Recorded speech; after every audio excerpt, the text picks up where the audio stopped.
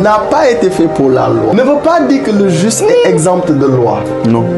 Mais il a une autre loi. Comprends que tant que la justice n'a pas été greffée à toi, tu peux penser au royaume, vouloir entrer dans le royaume, mais tu dois avoir des vêtements de justice. Yes, come on.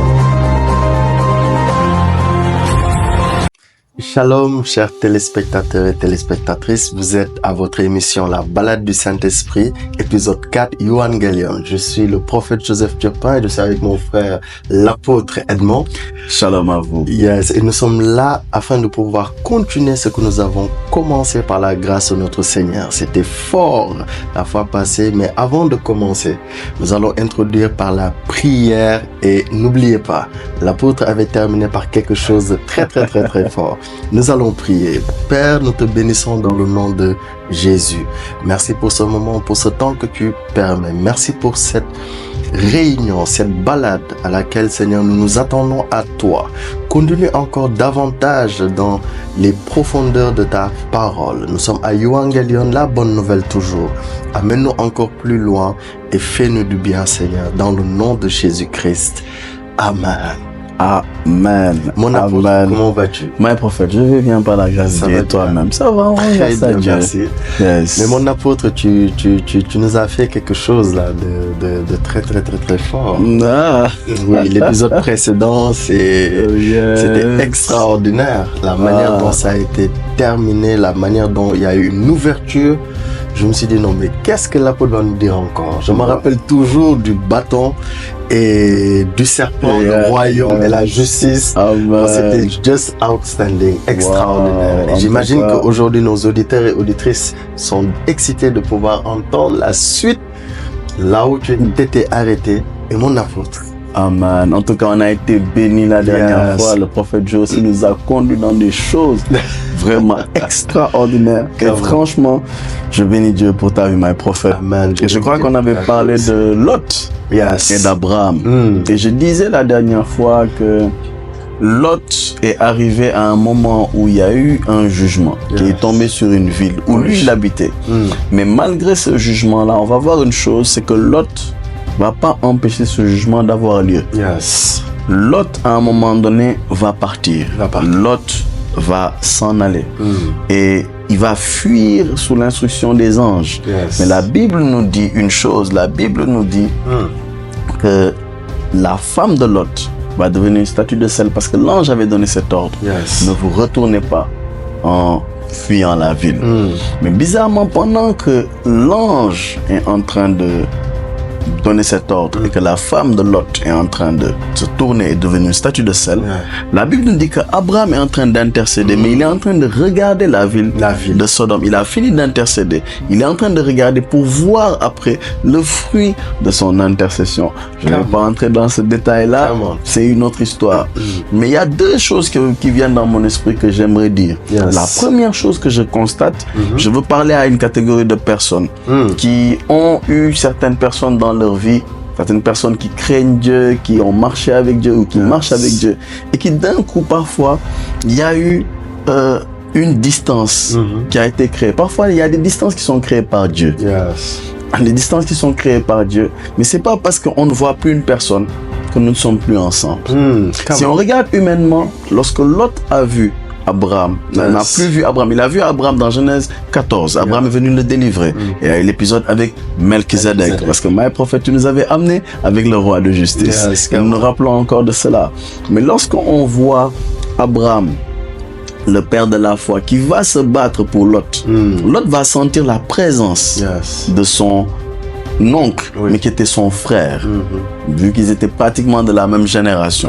Mais il y a une chose qui est étrange. Lorsqu'on regarde cette partie-là, on passe à Genèse 18. On se rend compte là-bas qu'il y a l'épisode avec Genèse 19, là où il y a la destruction de Sodome et de Gomorrhe. Mais on voit Abraham qui a eu à intercéder dans Genèse 18, qui a prié pour Lot. Mais Lot ne l'a pas vu prier. C'est pas parce que tu ne vois pas la personne, qu'elle n'est pas avec toi, qu'elle ne prie pas pour toi, qu'elle ne pense pas à toi, que Dieu ne lui parle pas pour toi. Elle n'a pas besoin d'envoyer un message pour te dire « J'ai prié pour toi, j'ai vu un accident, mais le Seigneur est en train de te délivrer. » Non. La personne prie dans le secret pour toi. Donc, je veux parler à des personnes qui ont été frustrées parce qu'elles n'ont pas senti la présence physique de quelqu'un. Mais je veux t'amener à pouvoir percevoir la présence spirituelle de cette personne. La deuxième chose que je veux dire, et c'est là où on vient maintenant dans le thème de la justice. Je me rends compte d'une chose, my prophète. Il y a une loi qui a été établie. Parce que quand on parle de justice, on parle de loi. Il y a une loi qui dit que celui qui va regarder la ville va devenir une statue de sel. Mais on se rend compte, my prophète, qu'Abraham regarde la ville, il n'est pas devenu statue de sel. Pourquoi? Abraham serait-il au-dessus de la loi? Abraham serait-il affranchi de cette loi? Pourquoi je dis ça? Parce qu'on va se rendre compte qu'un autre homme qui s'appelle David, la Bible va dire qu'il a faim. Il va aller manger les pains de proposition qui sont interdits à tout homme qui n'est pas sacrificateur. Mais David les mange et il ne meurt pas. David les mange, il n'a rien. Il n'a aucun mal. Comment se fait-il qu'un homme comme David peut aller manger les pains, mais la loi ne peut pas le saisir? Je veux dire à quelqu'un, peut-être qu'il y a une loi dans ta famille, mais toi tu vas échapper. Amen. Parce que ce qu'on va dire par la grâce de Dieu, dans Evangelion, c'est notre thème. Tu vas être affranchi dans le nom de Jésus. Amen. My prophète. Mon apôtre, c'est... donc, il y a un jugement à Sodome et Gomorrhe. Et dans ce jugement, on voit la manifestation de deux lois qui sont différentes. On a vu la femme de Lot qui a vécu ce qu'on peut appeler comme une réclamation. Mais on a vu que les effets de la réclamation n'ont eu aucun impact sur Abraham. Et l'une des choses qui est impressionnante, mon apôtre, c'est que c'est le même Dieu qui a dit de ne pas se retourner, donc de ne pas regarder. Mais quand Abraham était là-bas, et la chose qui me frappe et qui me marque, mon apôtre, c'est qu'à un moment donné, Abraham va intercéder.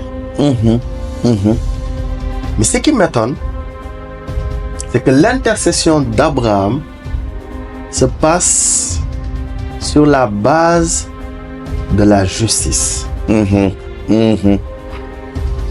Il parle avec Dieu. Dieu lui dit, si je trouve tant de justes, je pardonne toute la ville. Et nous savons que la population de Sodome et Gomorrhe, ils n'étaient pas 1000 habitants. J'ose croire que c'était carrément une population très nombreuse. Mais comment se fait-il que la Bible nous dit que s'il trouve 10 justes, il pardonne à toute la ville? Ça veut dire que le salut devait se manifester dans ce territoire. Malgré toutes les réclamations, malgré toutes les fautes, il y avait juste besoin de l'équivalent de 10 justes pour pardonner à toute la ville. Donc je comprends par là que la justice de Dieu est plus forte que la réclamation et les fautes des familles. My God. My God. C'est étrange. 10 justes. 10. Il n'a pas dit si je trouve 10 justes, je pardonne à la famille de l'autre. Je pardonnerai à toute la vie. Donc je comprends par là que mon apôtre, mais la chose qui m'interpelle, c'est que est-ce que Dieu cherchait 10 hommes justes ou est-ce que Dieu cherchait un homme qui pouvait valoir le poids de 10 hommes justes? Come on, my prophète. Wow. Parce que la Bible nous dit c'est par un homme que Israël a été gardé. N'est-ce pas? C'est par un homme que Israël a été délivré. Donc les 10 justes, je me pose la question aujourd'hui. Est-ce qu'Abraham n'avait pas une justice qui surpassait? Qui faisait que s'il avait demandé, peut-être que Dieu n'avait pas besoin de chercher 10 justes là-bas, mais il était en présence d'un juste. Come on. Parce que on a vu dans Genèse chapitre 15 qu'Abraham crut en l'Éternel. Cela lui fut imputé à justice. Et que cette justice Et si Abraham avait brandi ce droit de justice, et il l'a brandi, et ça a été suffisant pour délivrer la famille de Lot. Ça veut dire qu'aujourd'hui, quelqu'un, la justice de Dieu qu'il a un pouvoir qui est supérieur à la condamnation de sa famille. Come on. Supérieur à la condamnation de sa famille. Et qu'aujourd'hui, cette bonne nouvelle, comme l'apôtre vient de le dire, oui, certes, il y a des réclamations. C'est des réalités qui sont vraies. Mais est-ce que la justice de Dieu ne surpasse pas les réclamations de la maison de ton père ou de ta mère? Si oui, tu peux devenir celui qui peut réclamer leur délivrance. Et aujourd'hui, je veux dire à quelqu'un que tu peux être l'instrument de réclamation pour la délivrance de ta famille. Jesus. Wow. My prophet, c'est très fort ce que tu viens de dire. Et je me rends compte d'une chose. C'est qu'il y a les réclamations du diable, mais il y a les réclamations de Dieu. La Bible parle d'un enfant qui s'appelle Samuel. Avant sa naissance, parce que quand on parle des réclamations, des esprits, de famille, généralement on parle souvent de ça. Effectivement. On voit qu'il y a des alliances qui ont été tissées avant la naissance. Vérité. Mais il y a aussi des réclamations que Dieu fait. Explique-nous. Un jeune homme du nom de Samuel a été consacré depuis sa maman disait Seigneur, donne-moi un fils. Elle pleurait. Et un jour, elle a regardé sa situation. Elle a dit que si tu me donnes un fils, je te le donne. Il va te servir. Donc, elle a fait une alliance avec Dieu. Elle a fait, je vais appeler ça comme ça, un pacte, une alliance, comme tu le veux. Après, plus tard, on comprendra pourquoi je ne veux pas donner certains termes techniques. Et quand elle a parlé à Dieu, elle a fait, on va parler des termes techniques, elle a fait un vœu à Dieu. Dès qu'elle a fait ce vœu, quelque temps après, elle est tombée enceinte, elle a eu son fils. Et après, elle l'a amené. Quand elle l'a amené, elle l'a donné au temple. Et ce jeune homme la servait dans le temple. Et un jour, il entend une voix qui lui dit Samuel. Il vient, il s'approche de Élie le sacrificateur, il demande. Il dit, moi voici, tu m'as appelé. Et lui dit non. Cette voix se répète 3 fois. En fait, cette voix était une réclamation. Mais de Dieu. Qui a vu Samuel qui était consacré, qui était appelé depuis qu'il était dans le sein maternel, avant même qu'il soit dans le sein maternel. Sa mère avait déjà fait un vœu. Cet homme était appelé à servir Dieu. Il était, si vous me permettez les mots, il était condamné à servir Dieu. Et donc, il ne pouvait pas échapper à l'appel. Même quand il n'a pas compris la voix, il est parti. La voix est revenue l'appeler. Et la voix est revenue l'appeler. La voix est revenue l'appeler. Et cette voix-là l'appelait pour venir marcher dans une justice. La dernière fois, le prophète a dit quelque chose, je ne sais pas si plusieurs ont compris, c'était très profond. En fait, les réalités des familles, les esprits des familles peuvent appeler à une justice que Dieu n'appelle pas justice, mais que ces esprits appellent justice. Mais le jour où tu dis, je quitte ces choses, je veux me connecter, je veux marcher avec le Seigneur Jésus, ces autels disent que tu es un injuste. Donc, ils commencent à combattre la personne. Lorsqu'ils commencent à combattre la personne, je donne un exemple très simple. Il y a un autel qui a combattu notre Seigneur Jésus-Christ. C'était l'autel dont le sacrificateur s'appelait... Il y avait Anne, il y avait Caïphe. Cet autel a combattu notre Seigneur Jésus-Christ. Les hommes ont été prêts à le crucifier. Et lorsqu'ils l'ont crucifié, cet autel était hostile à tous ceux qui sont rattachés à la famille de notre Seigneur Jésus-Christ. Et de telle sorte qu'il y avait un homme qui s'appelle Saul de Tarse, qui lui était mandaté par cet autel. On va aller le lire, c'est dans Actes. My God. Actes, on va dans Actes, le chapitre... chapitre 8. C'est le chapitre 8, si je ne me trompe pas. Le verset 1er. Verset 1er. Actes chapitre 8. Verset 1er. Saul avait approuvé le meurtre d'Étienne. Il y eut en ce jour-là une grande persécution contre l'église de Jérusalem. Et tous, excepté les apôtres, se dispersèrent dans les contrées de la Judée et de la Samarie.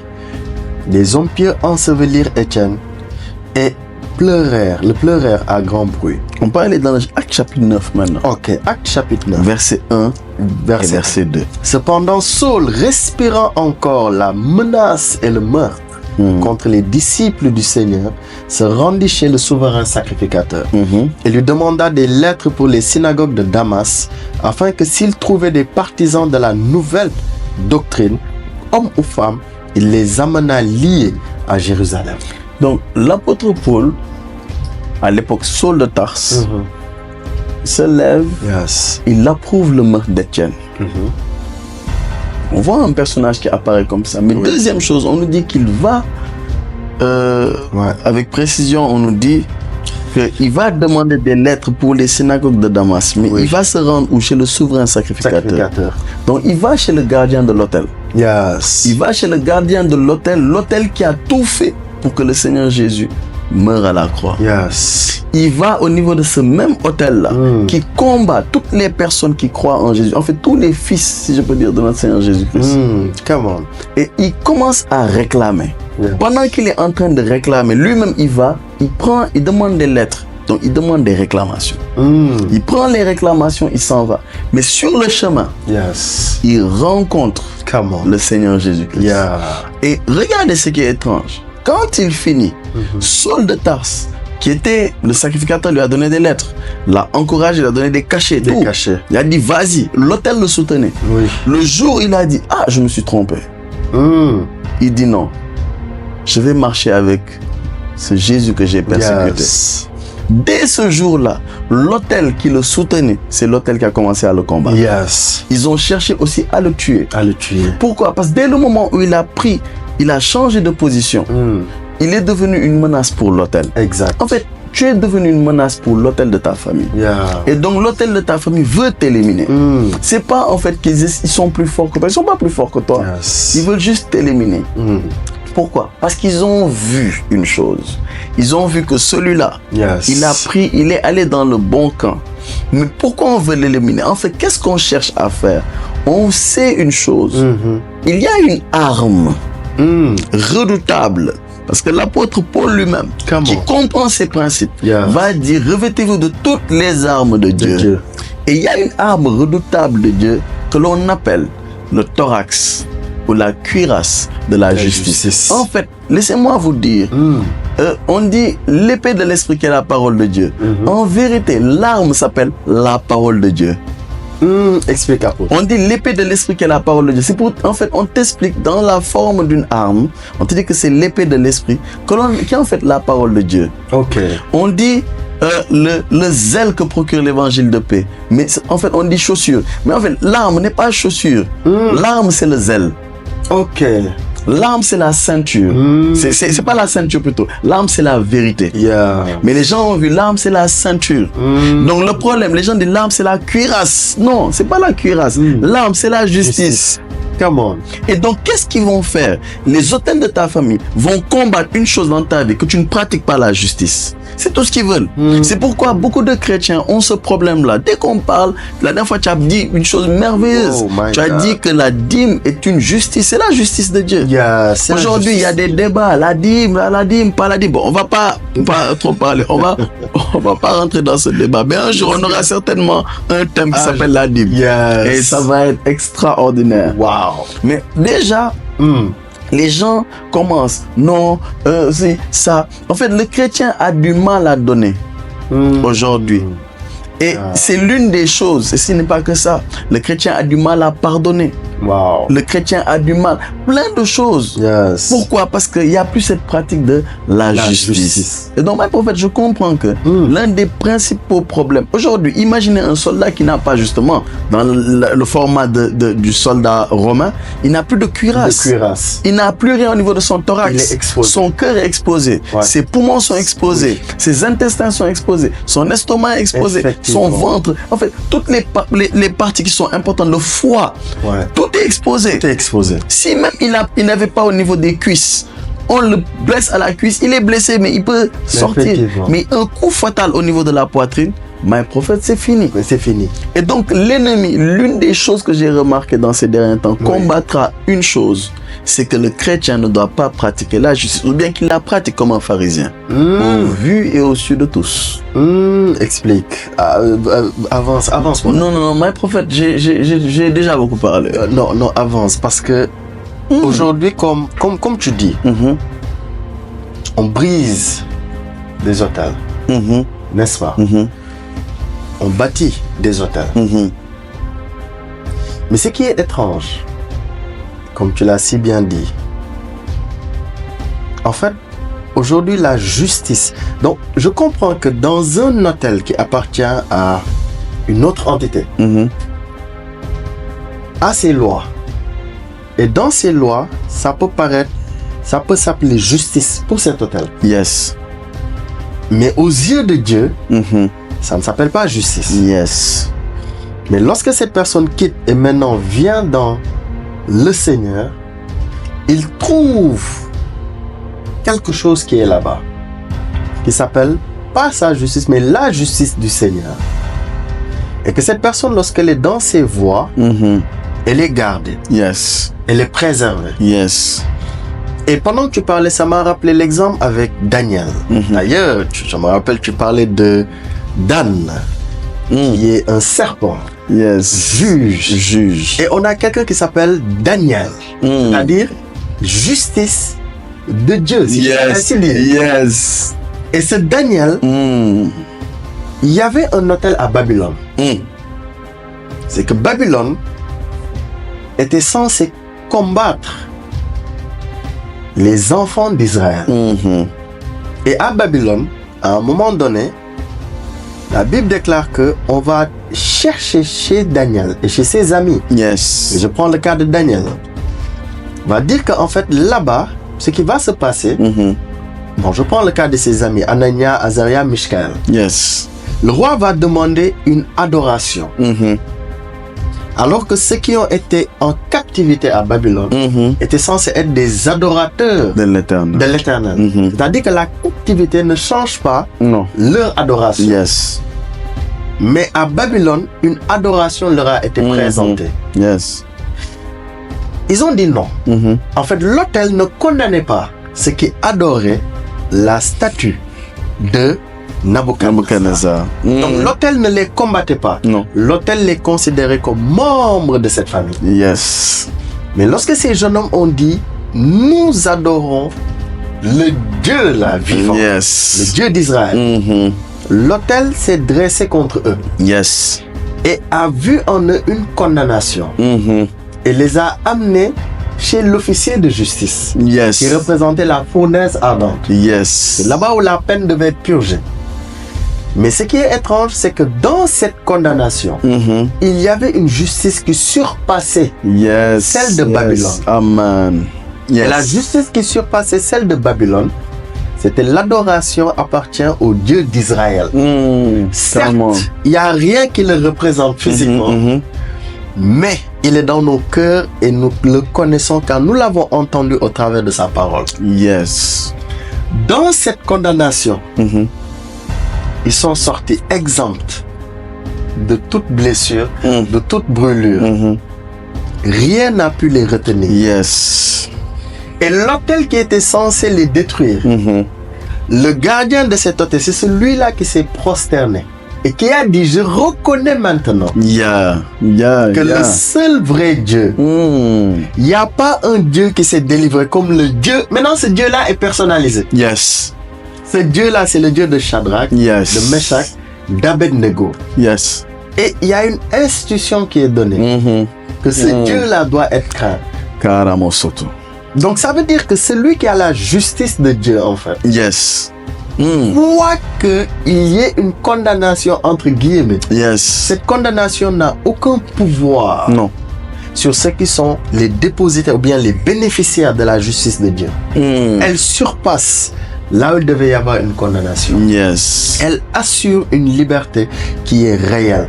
Mais on a vu ces jeunes hommes ce qu'ils ont pratiqué. Yes. Ils n'ont pas juste dit nous n'allons pas adorer Nabuchodonosor, ta statue. Non. Mais ils ont fait comprendre que le Dieu que nous servons, Yes. en fait, la justice était dans le fait qu'ils servaient ce Dieu. Yes. Donc, ça leur donnait le droit de ne pas servir un autre Dieu qui n'est pas un Dieu. Yes, exact.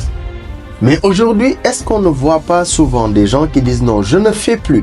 C'est bien. La libération des enfants d'Israël, c'était pour qu'ils le servent. Yes. Yes. Je vous libère d'Égypte pour que vous me Servez. servez. C'est pourquoi j'aime bien le Seigneur Jésus. Il ne disait pas sois libre, mais il disait suis-moi, Yes. mon apôtre. Yes. Maura Jinaha. Ou Kilaha et Nazotoha. My prophète, ce que tu as dit, même en conclusion, c'est quelque chose de très, très, très fort et très profond. J'ai pour l'habitude de dire une chose. Yes. Jean-Baptiste a prêché son message à sa façon. Et il a bien prêché en son temps. Jean-Baptiste a vu un homme commettre l'adultère. Oui.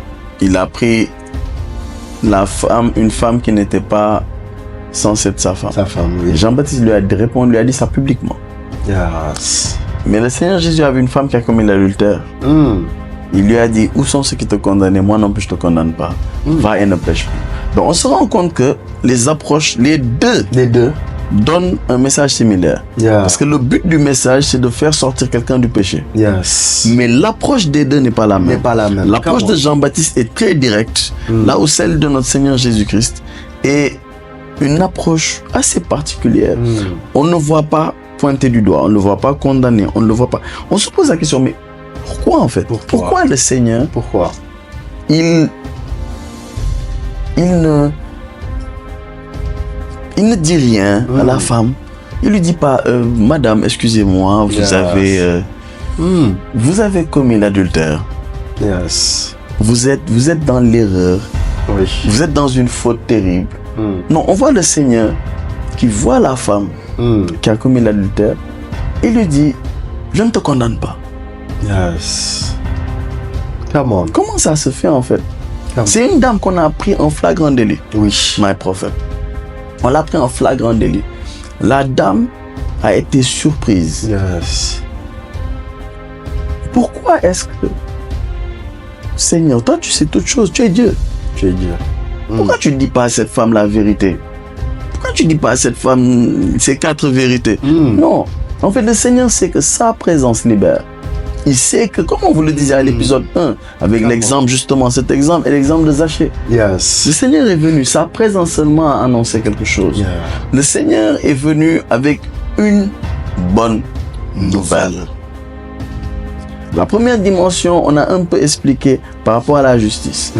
La justice n'est plus notre justice à nous. Parce que si on parle de notre justice, on est comme dans un tribunal. Et chacun vient à Dieu avec son casier judiciaire. Come on. Et le casier judiciaire de chacun, je pense, a été bien chargé. Bien chargé. Un seul a été un casier judiciaire vierge, c'est celui de notre Seigneur. Yes. Et il prend ce casier-là, il dit aujourd'hui, voici. Il regarde des meurtriers, comme on l'a dit, des coupables. Il dit, voici ceci est pour vous. Prenez mon joug, prenez mon fardeau. Yes. Et il dit, bon, on va le lire. Let's go. C'est cette partie-là que souvent les gens oublient.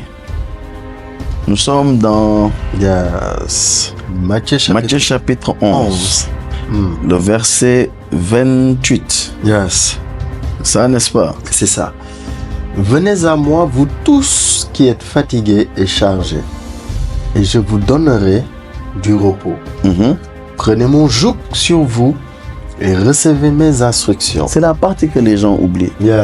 Prenez mon joug sur vous et recevez mes instructions. Il dit, car je suis doux et humble de cœur, et vous trouverez du repos pour vos âmes, car mon joug est doux et mon fardeau léger. Vous trouverez du repos pour vos âmes quand vous allez recevoir mes instructions. Yes. Right. Et les instructions là, c'est une chose. Maintenant, on a vu que ces instructions-là, c'est la justice de Dieu. Oui. Et my prophet, je me rends compte d'une chose extraordinaire. Come on. Une chose qui est très, très, très bizarre. Nous sommes dans Luc, l'évangile de Luc. Nous sommes au chapitre 1er. Oui. Et nous sommes précisément, on peut commencer à lire déjà au verset 69. Ou bien au verset... Oui, à partir du verset 69. À partir du verset 69. Oui. Nous dit, je commence verset 68. Béni soit le Seigneur, le Dieu d'Israël, de ce qu'il a visité et racheté son peuple. Et nous a suscité un puissant sauveur dans la maison de David, son serviteur. Comme il l'avait annoncé par la bouche de ses saints prophètes des temps anciens. Un sauveur qui nous délivre de nos ennemis et de la main de tous ceux qui nous haïssent. C'est ainsi qu'il manifeste sa miséricorde envers nos pères et se souvient de sa sainte alliance. Selon le serment par lequel il avait juré à Abraham, notre père, de nous permettre, après que nous soyons délivrés de la main de nos ennemis, de le servir sans crainte, en marchant devant lui, dans la sainteté et dans la justice, tous les jours de notre vie. Il y a quelque chose de très terrible dans ce texte. Wow. On dit, à partir du verset 73, selon le serment par lequel il avait juré à Abraham. Donc Dieu a juré. Il a juré. Maintenant, qu'est-ce qu'il a juré? En fait, déjà, quand Dieu dit une chose, c'est déjà arrêté. Maintenant, quand Dieu jure, c'est encore plus terrible parce que Dieu n'a pas besoin de jurer. Il n'a pas besoin. Mais la Bible dit pour montrer l'immuabilité de la promesse, pour nous montrer que la chose ne va pas bouger, que la chose, elle est certaine, elle est arrêtée. Dieu jure. Dieu n'est pas obligé de jurer, mais Dieu jure pour te montrer qu'en fait, ça, c'est doublement arrêté. Et il dit quoi? Il dit, il jure, de permettre. Il dit après que nous serions délivrés de la main de nos ennemis. Donc Dieu jure de te délivrer de la main de tes ennemis. Quel que soit ton ennemi, Dieu a juré qu'il va te délivrer. Amen. La deuxième chose, je sais pas, quelqu'un me dit pas Amen. Je sais pas si quelqu'un peut me cliquer le bouton, écrire Amen. Il jure, Dieu jure, je vais te délivrer de tous tes ennemis. Dieu jure. Vous voyez déjà, on est en train de commencer à rentrer dans la bonne nouvelle. Dieu a juré. Il a juré. Je vais te délivrer de tes ennemis. Donc il dit, après t'avoir délivré de la main de tes ennemis, il va permettre que tu vas pouvoir le servir sans crainte. Tu vas pouvoir servir Dieu sans crainte. Donc dans l'amour. Comment? En marchant devant lui. Dans la sainteté. Dieu a juré. Oh, je ne sais pas si les gens suivent. Dieu jure que tu vas marcher devant lui dans la sainteté. Et il ajoute quoi? Dans la sainteté et dans la justice. Tous les jours de ta vie. Dieu a juré. Dieu a levé sa main au ciel. Dieu a regardé Abraham et il a dit, je le jure par moi-même, parole de l'Éternel. Il dit, mon fils qui est en train de suivre cette vidéo-là, c'est Dieu qui jure à Abraham. C'est lui qui dit, mon fils, ma fille qui suit cette vidéo-là, je suis en train de jurer à Abraham que celui-là, tous ses ennemis, je vais le délivrer de ses ennemis. Je vais lui permettre de me servir sans crainte et je vais faire quoi? Je jure qu'il va marcher dans la sainteté et dans la justice. Pas une fois en passant, mais tous les jours de sa vie. My God. Dieu jure. Non, tous les jours ou de temps en temps? Faut qu'on lise le texte. S'il a dit de temps en temps, peut-être les gens, les internautes, les téléspectateurs, les auditeurs, tous les jours. Dans la sainteté. Dans la sainteté. Dans la justice. Et dans la justice. Donc on voit que sainteté et justice sont deux choses. Déjà pour commencer. Tous les jours. Tous les jours. Tous les jours. Et c'est Dieu qui jure. Mais comme Satan est un menteur, Dieu a juré. Et il y a une pensée qui est communiquée. Mais Satan va venir et il ment. Il te dit, toi. Maintenant, tu peux à un moment te dire, oh là là. Toi, tu crois qu'en fait, c'est ton raisonnement. Alors que c'est Satan. Come on. Bon, je vais expliquer. Explique. Un jour, un homme s'appelle Pierre. Simon. Fils de Jonas. Il est au niveau Il est avec les disciples, avec le Seigneur Jésus-Christ. Yeah. Une question qui vient, le Seigneur pose la question, qui dit-on que je suis, moi, le Fils de l'homme? Yes. On dit, les uns disent, tu es Élie, Élisée, Jérémie, Jean-Baptiste, je cite les prophètes comme ça, ou l'un des prophètes. L'un des prophètes. Et Jésus dit, et vous, qui dites-vous que je suis? Et Simon se lève, il dit, tu es le Christ, Yes. le Fils du Dieu vivant. Et immédiatement, on a le Seigneur qui va répondre. Tu vas répondre. C'est pas la chair et le sang qui t'ont révélé ça. Oui. C'est mon Père dans les cieux. C'est mon Père. Quelque temps après, le Seigneur dit qu'il doit mourir, souffrir et mourir à Jérusalem. Yes. Et Simon lui dit, ah, Dieu ne plaise, cela ne t'arrivera pas. Il était en train de penser. Il ne pouvait pas. Et à l'instant, le Seigneur lui dit, arrête de moi, Satan. Tes pensées ne sont pas celles de Dieu, mais celles des hommes. Donc la pensée de Satan, c'est celle des hommes. La pensée de Satan, c'est celle des hommes. Maintenant, toi, tu es dans un raisonnement. Pierre avait un raisonnement. Il avait un raisonnement. Non. Il paraissait logique. Oui, le Messie. Non, il ne peut pas être le Fils du Dieu vivant et mourir.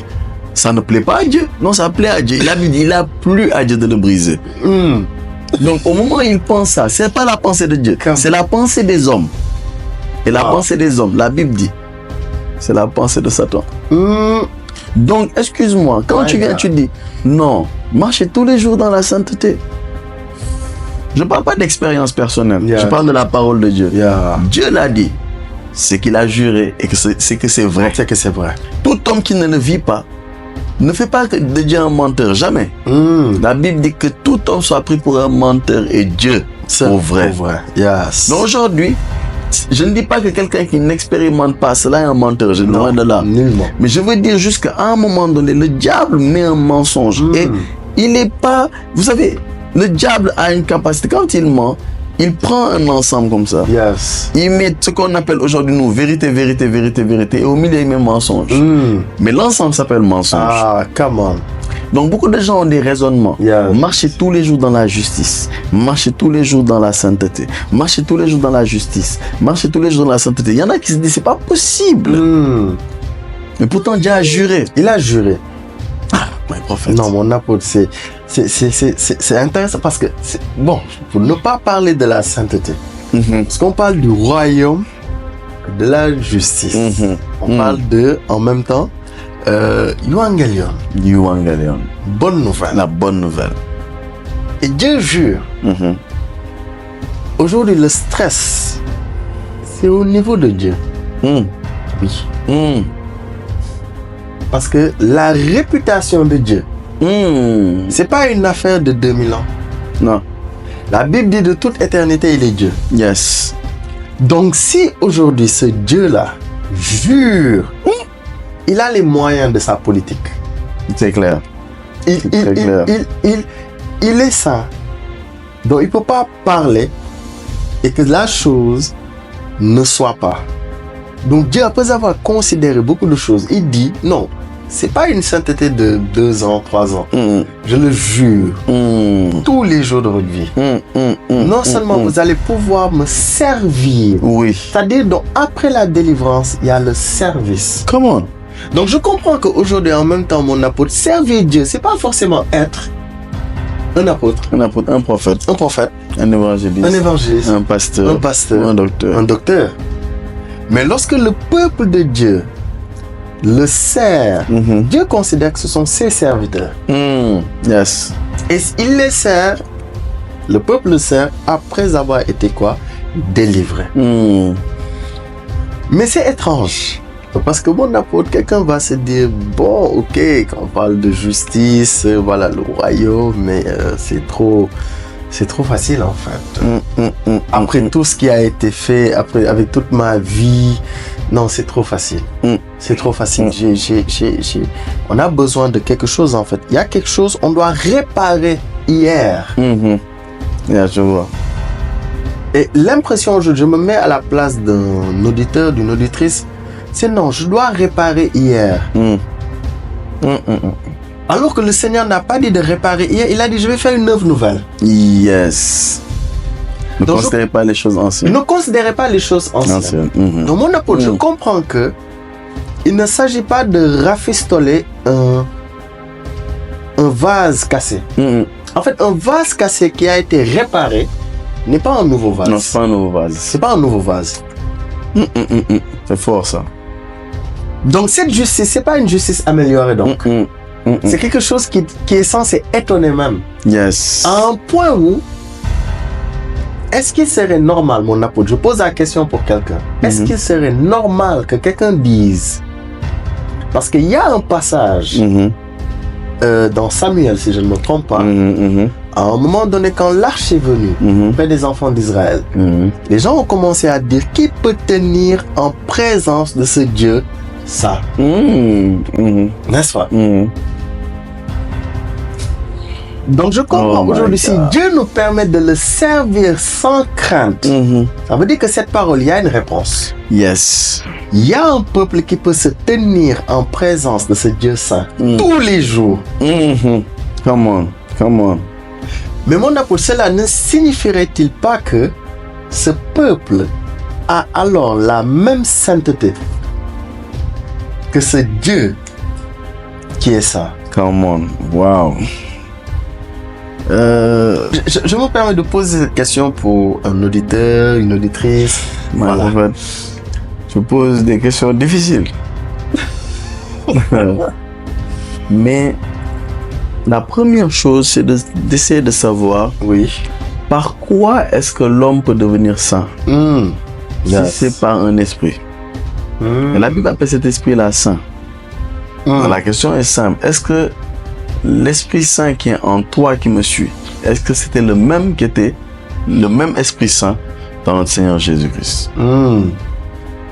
Si c'est le même Esprit qui est saint, c'est que c'est la même sainteté que vous avez reçue, mais pas forcément que vous avez pratiqué.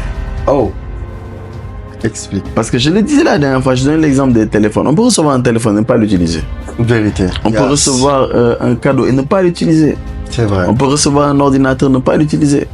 Donc on peut recevoir effectivement la justice. On peut recevoir la sainteté. Mais est-ce qu'on pratique ces choses?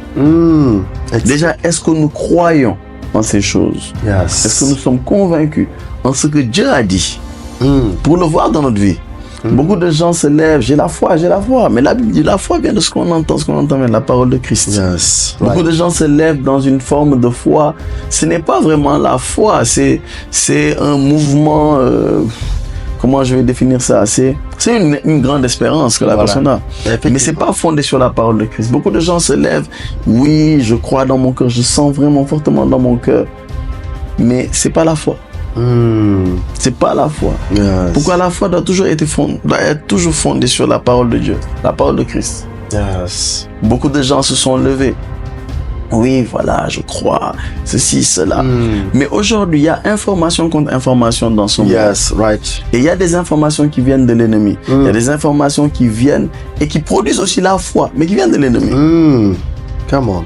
Et aujourd'hui, quand on en vient à la justice, par exemple, et à la sainteté, on a des gens qui croient fermement. Ils ont la ferme assurance. Ils ont péché.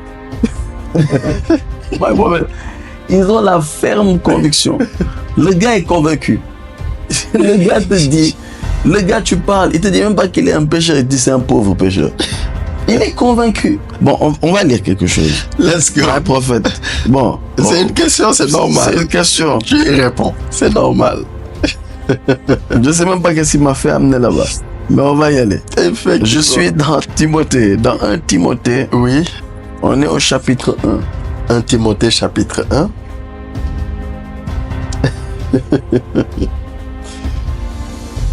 On est. Oh Seigneur. Au verset 8. Ok.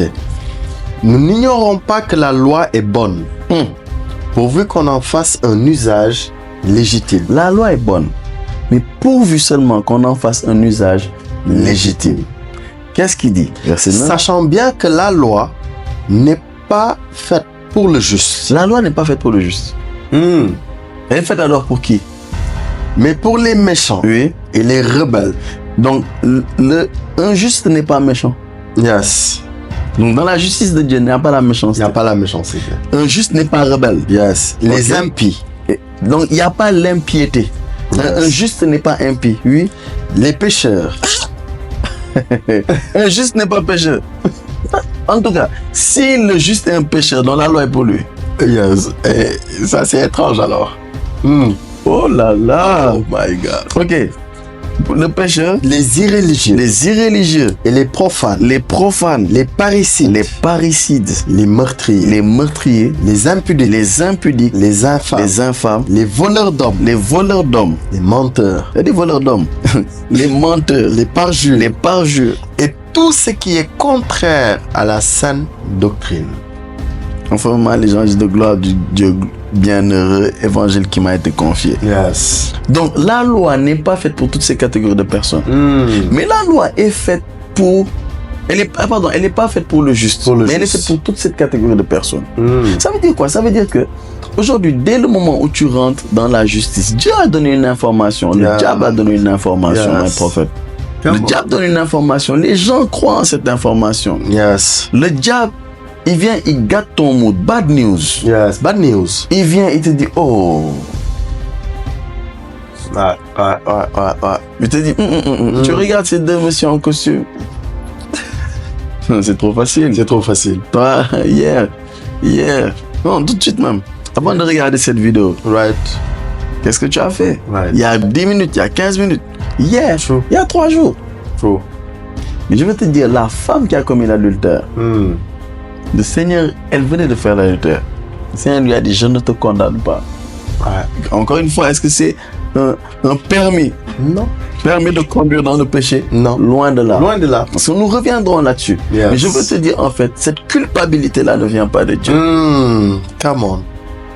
Yes. On avait dit la dernière fois que c'est les bontés de Dieu qui poussent à la repentance. Yes. Et moi, prophète, je me suis rendu compte que beaucoup de gens ont des informations. Ils ont cru en quelque chose sur une base. Si on demande la base biblique, parfois c'est un verset pris hors contexte. Effectivement. Parfois, ce n'est même pas un verset biblique. Yes. C'est une conviction que la personne a, mais basée sur rien. Basé sur rien. Effectivement.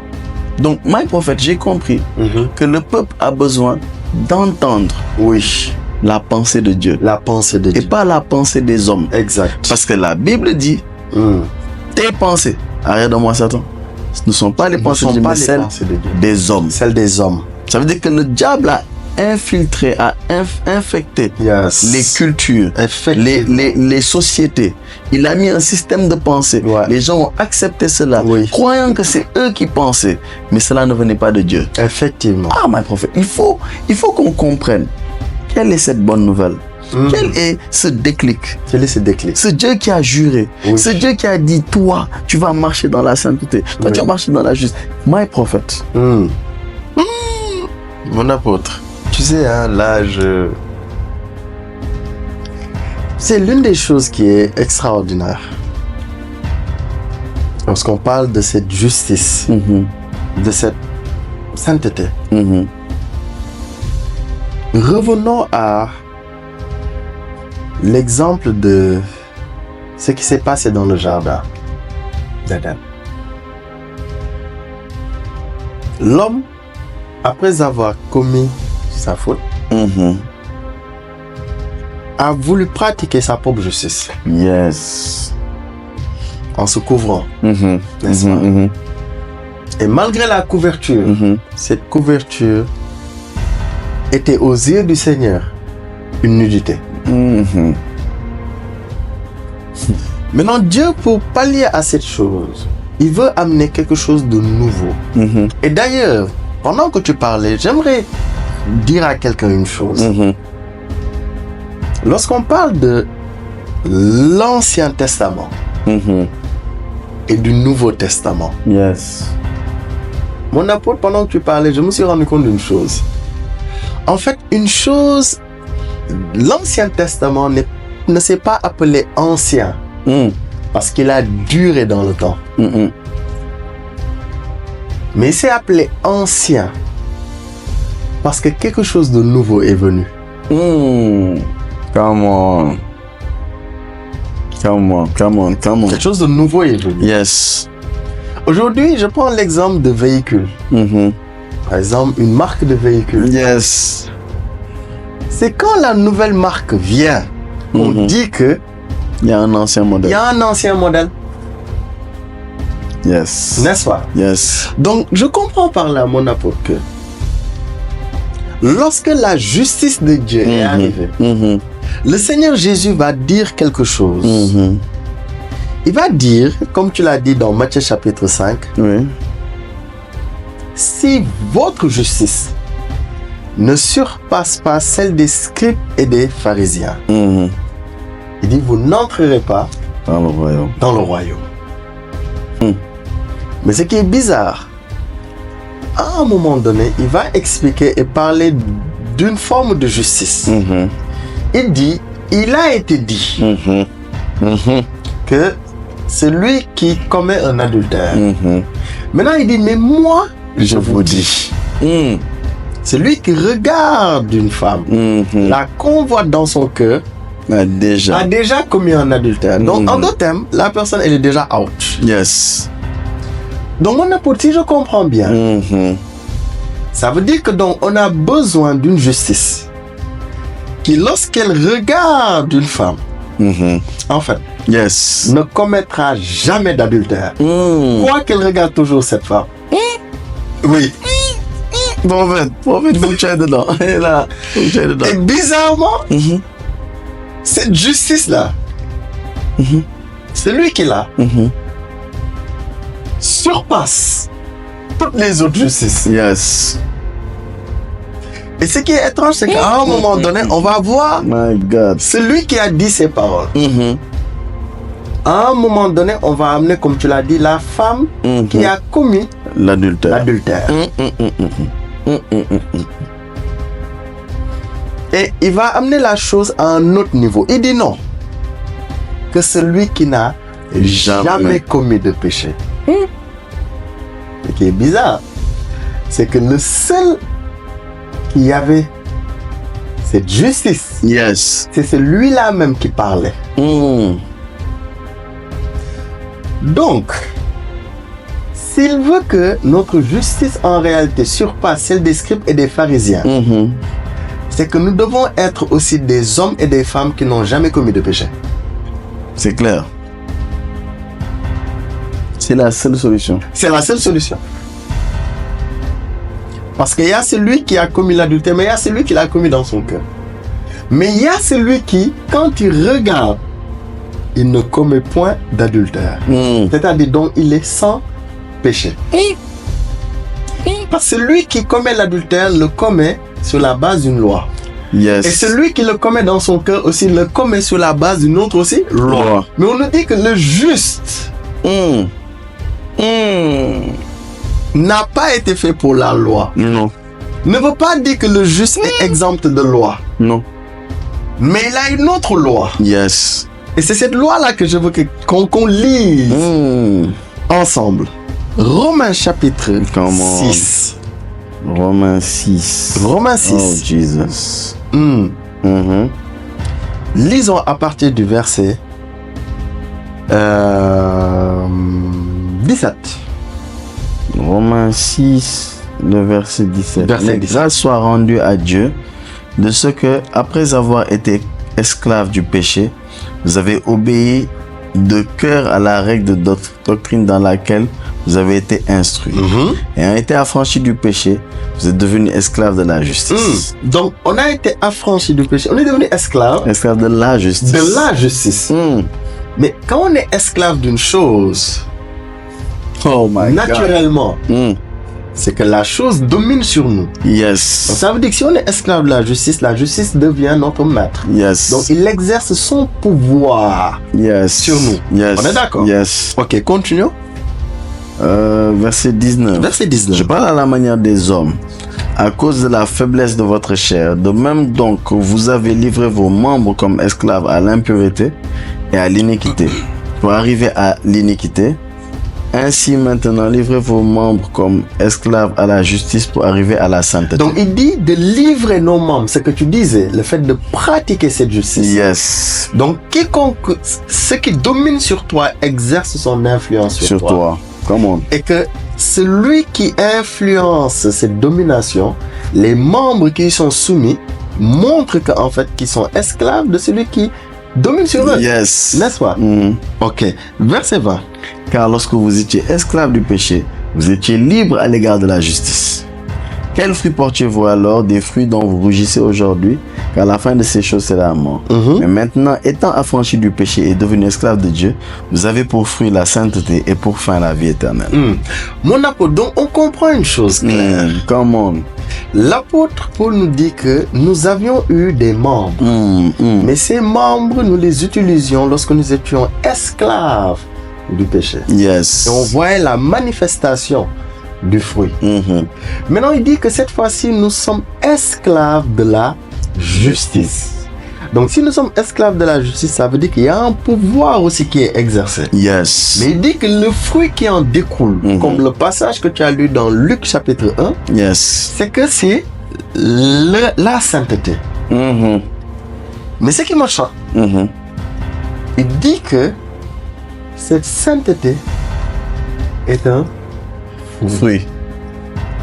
Mon apôtre, moi, je veux, parce que aujourd'hui, si je comprends très bien que la loi n'est pas faite pour le juste, ça veut dire que le fruit du juste, Yes. c'est un fruit qui est agréable à Dieu. Yes.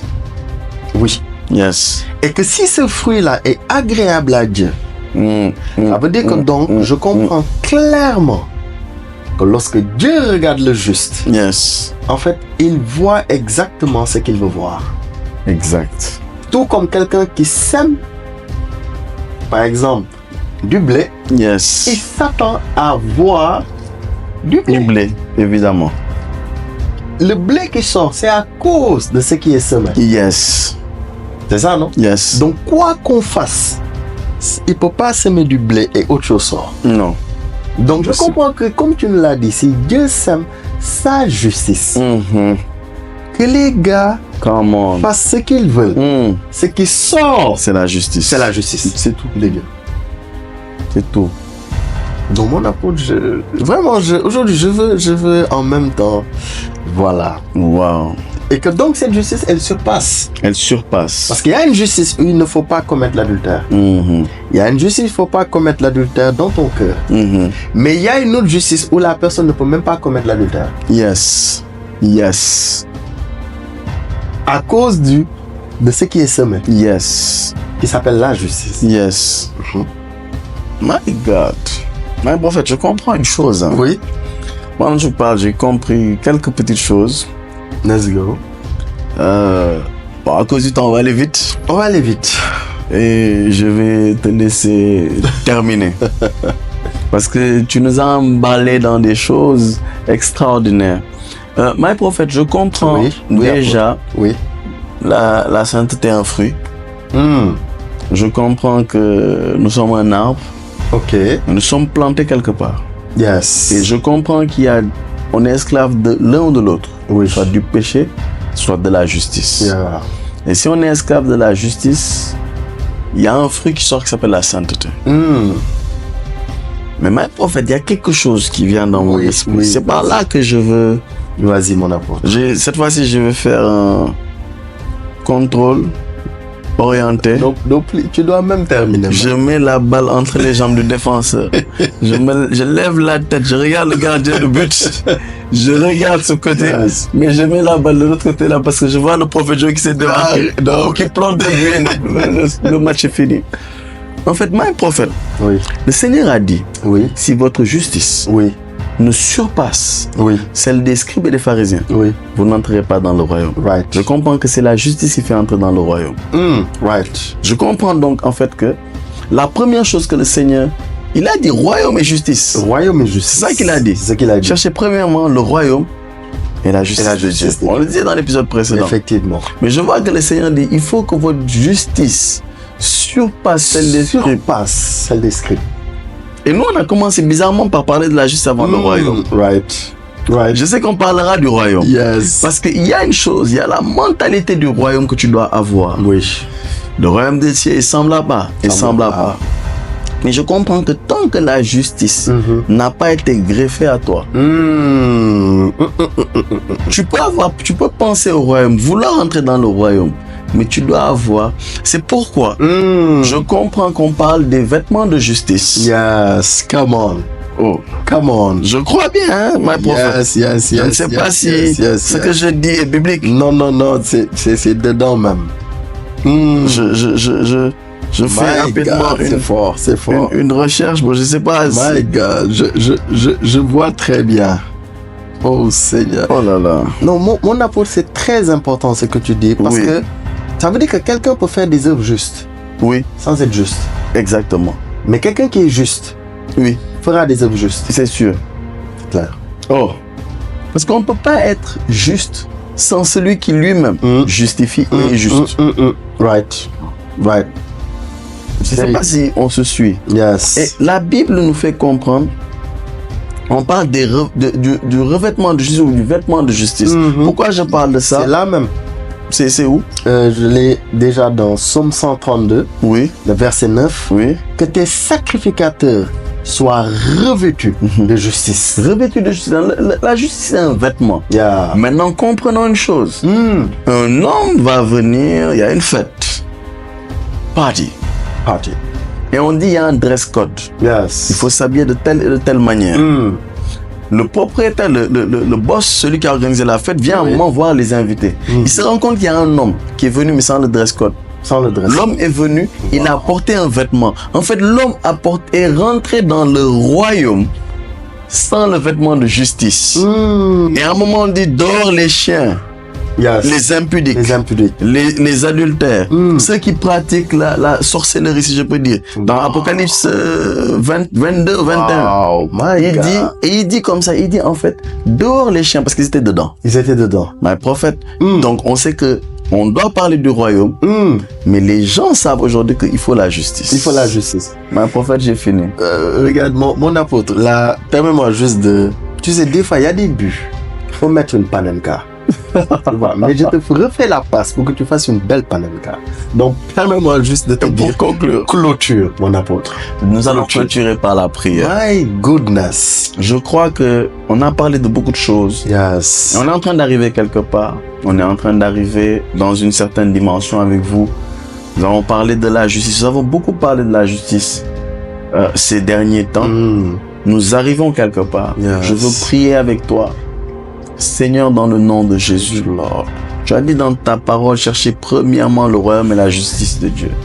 Seigneur, nous sommes là, nous cherchons à comprendre ce que c'est. Nous cherchons à comprendre ce que ça veut dire. Nous voulons nous donner pour le royaume et la justice. Nous prions que tu nous fasses grâce, que nous comprenions ces principes, que nous marchons dans ces principes. Je prie pour ton peuple, Seigneur, que ta main soit sur eux, les garde. Dans le nom de Jésus. J'ai pas principalement à cœur de prier pour les malades. Toute personne qui est malade, mets ta main là où tu as le mal et tu rendras témoignage. Je prie et je chasse cette maladie au nom de Jésus. Tu reçois la guérison, tu reçois ta délivrance au nom de Jésus, parce que par les meurtrissures de Jésus-Christ, tu es guéri. Je vois comme un vent qui souffle et je vois beaucoup de choses qui sont en train de partir et tu donnes le témoignage. Shalom à toi, on attend ton témoignage et on se dit au prochain épisode avec le prophète Joseph-André Tchokpin et l'apôtre Edmond Barry. Shalom. Shalom. Vous désirez être partenaire de votre émission La Balade du Saint-Esprit? C'est possible et simple. À partir de 10 000 francs, devenez partenaire ponctuel ou mensuel. Vous souhaitez passer par Wave ou Orange Money? Un seul numéro. 77 856 44 39. La Balade du Saint-Esprit, une émission en Christ pour vous.